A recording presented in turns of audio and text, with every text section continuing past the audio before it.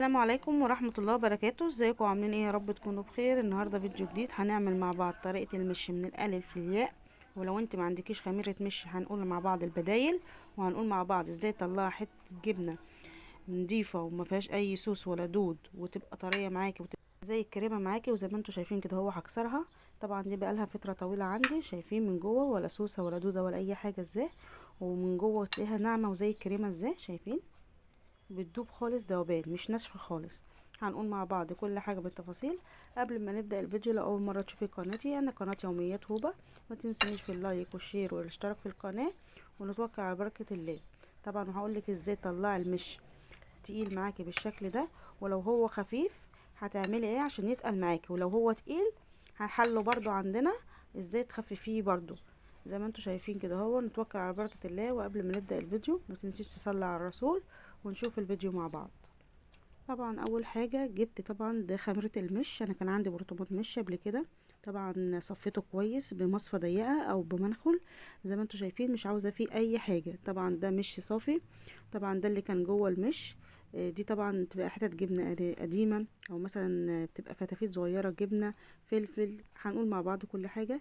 دي طبعا معايا 2 كيلو جبنة قريش. هاتي الكمية براحتك اللي انت عاوزاها. طبعا اول ما جبتها لفتها بشوية ملح وشوية شطة، وسبتهم في المصفى حوالي يومين لغاية ما تنشف معايا وتنزل المية اللي فيها خالص. طبعا زي ما انتوا شايفين دي طبعا مرتة كانت عندي، وهجيب هنا هو لتر ونص حليب. طبعا انا كان عندي المرتة مسيحة سمنة، او لو ما عندكيش هاتي ربع كيلو من عند اي فلاحة وحطيه على النار بالشكل لغاية ما تلاقي لونه غمق شوية. احنا عاوزين هنا هو المرتة تستوي ولونها يغمق زي ما انتوا شايفين. طبعا انا كان عندي مرتة تانية شايلاها، طلعتها برضو وحمصتها بالشكل ده برضو. انا عاوزة اللون بتاعها يغمق كده. هننزل عليها بايه؟ باللبن لغاية ما تلاقيه طش كده معاكي زي ما انتوا شايفين. هحط اللبن حبة حبة عشان خاطر ما يكلكعش معانا. هنقلب ده لغاية ما يفك معانا، واحنا جايين نازلين عليه ببقية اللبن. هو بيبقى كيلو لبن براحتك، عايزة تحطي كيلو 2 براحتك. وبتحطي عليه شرش. الشرش ده بيتجاب منين؟ من عند اي سوبر ماركت. تجيبي يقولوا له عاوزة حبة شرش، بيبقى في قلب الصفايح باقي من الجبنة البيضة. اهو زي ما انتوا شايفين هننزل عليه كده هو، ونروح جايين مقلبينه. طبعا لو انت عاوزه لونه بيبقى اغمق شويه، بنحط عليه حوالي معلقتين كبار عسل اسود. لو انت عندك زي خميره المش دي بتكفي، لو كوبايه واحده بتعمل معاكي بلاص قد كده. هنحط عليها هنا هو ايه. لو انت عندك برضو فلفل شطه متوفر اليومين دول في السوق، يطحن شويه وزي ما انتوا شايفين حطيه كده هو. او بابريكا، معلقتين كبار بابريكا، معلقتين كبار شطه. كل ده تحطيه على بعضه، لازم يغلي على النار، لازم تخليه لازم تخليه يغلي. انا طبعا لما لقيته فيه تكتلات كده وحاجات ضربته في الخلاط لغايه ما بقى ناعم كده، ورجعته تاني الحله على النار ووطيت النار عشان خاطر ما يفرش معانا. خد غلوتين 3 لازم يغلي عشان خاطر ما يعملش دود ولا سوس. جيت على خميره المش اللي معايا دي، حطيتها كده هو ورحت جايه قلبت معاها. انت لو لقيت المش بتاعك خفيف، بيبقى فيه عند الفلاحين كده بعد ما بيبيعوا بيبقى فيه هرة الجبنة، بتجيبيه وتروح تدوبيه في قلب المش برضو بيتقله.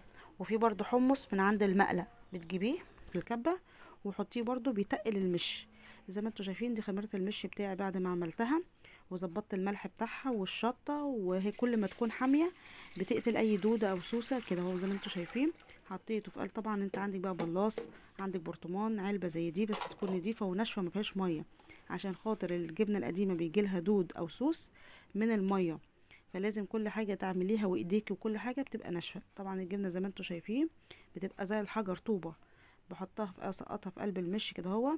في برضو تركية حلوة، لو انت عاوزة تخلي المش معاكي يقعد سنين ما يدوس ولا يسوس، يبقى زي الفل معاكي، ما تحطيش فيه فلفل، ما تحطيش فيه قشر سفندي، قشر برتقان، ورق كرنب، الكلام ده كله فيه سوائل وميه، بيعمل عفونه وبيعمل دود في قلب العلبه. شايفين حته الجبنه عامله في ايدي ازاي؟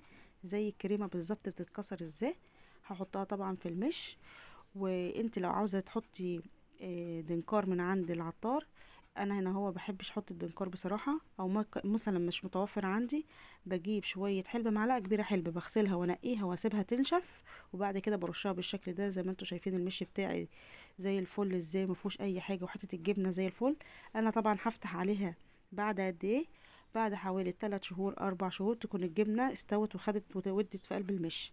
دي تبقى طريقه حلوه جدا. تاني حاجه حته الجبنه في البيت بيبقى ايه؟ بتسد معاكي، مثلا تاكليها مع حته عنبه، بطيخه، خياره طماطمايه عليها كده بتمشي الامور. زي ما انتوا شايفين حطيت الجبنه زي الفل ازاي في ايدي، والمش نضيف. انت بقى لو عاوزه تحبي تحطي في برطمان لوحده على جنب قرن فلفل، خيارايه، قشرتين سفندي بتاع، ده بيبقى قدام ايديكي تاخدي وتدي فيه على طول. اكون دوا لو سبت حطيتيه على الكلام ده وسبتيه سنه اتنين تلاته بتلاقيه عمل دود. وتاني حاجه الفلفل والقشر السفندي وكده بيغمق. يا رب الفيديو والطريقة تكون عجبتكم. ما تنسوش في اللايك والاشتراك في القناة، واستودعكم الله، والسلام عليكم ورحمة الله وبركاته.